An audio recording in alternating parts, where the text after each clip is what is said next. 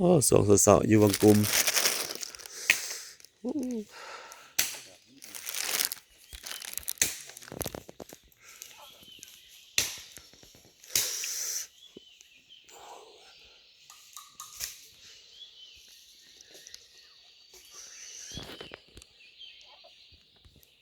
มอง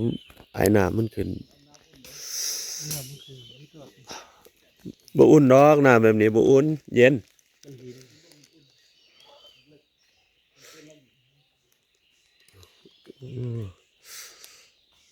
มานอน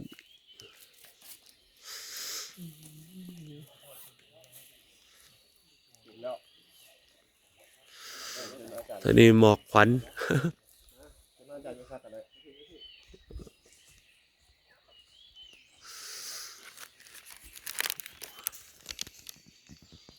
หนาวหนาวหนาว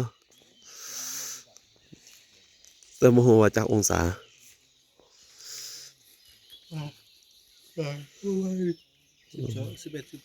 10เลยเก่าหนาวปานนี้เนาะก็สิได้เด้